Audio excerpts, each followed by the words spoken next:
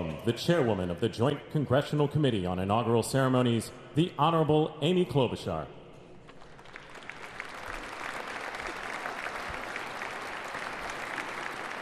Good morning, everyone. Welcome to the 60th presidential inauguration.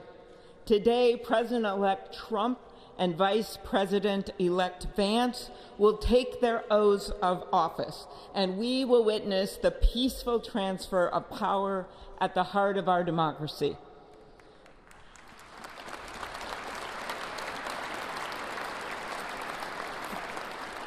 For the past year, I've chaired the inaugural ceremony committee, which includes the leadership of Congress from both parties. We thank the committee and Capitol staff and law enforcement who worked so hard over the last year, and especially the last 3 days. You've done a beautiful job, and you have shown grace under pressure.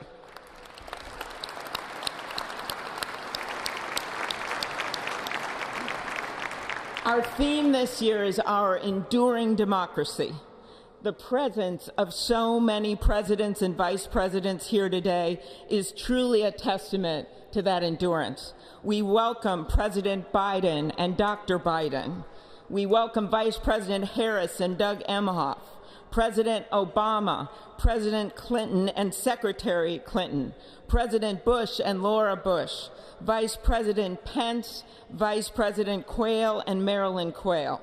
The justices of the United States Supreme Court are with us, all 9 of them, I counted, and of course, the Trump and Vance families. This ceremony marks what will soon be 250 years of our democracy.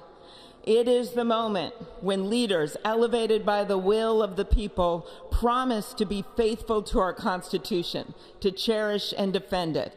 It is the moment when they become, as we all should be, the guardians of our country. Through war and peace, through adversity and prosperity, we hold this inauguration every 4 years, and today it falls on Martin Luther King Day, a further reminder that we must strive to uphold the values enshrined in our Constitution, the freedoms, the liberties, and, as is inscribed on the entrance of the United States Supreme Court, equal justice under law.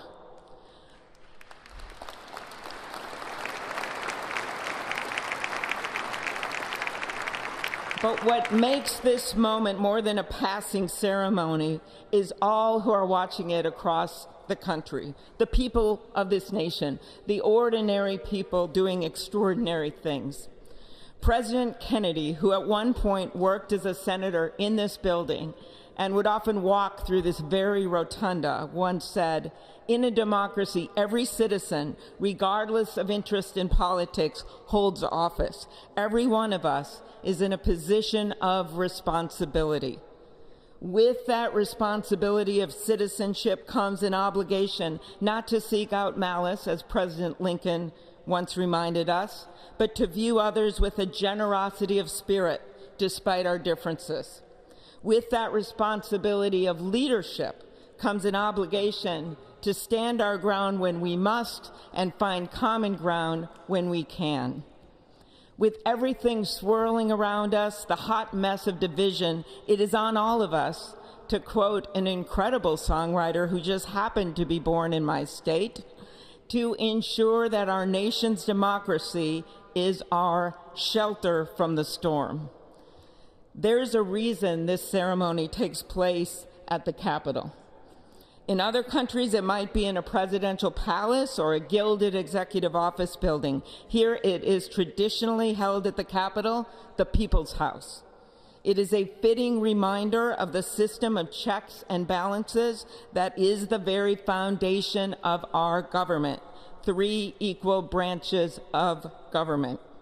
That is how, for nearly 250 years, our great American experiment, grounded in the rule of law, has endured. So, as we inaugurate a new president and vice president, let us remember that the power of those in this room comes from the people.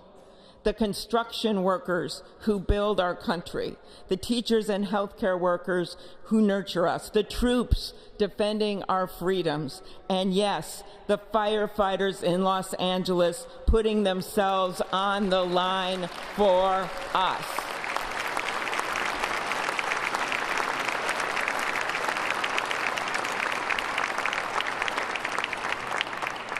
Our democracy's strength and grit must match theirs. May God bless our nation. Thank you.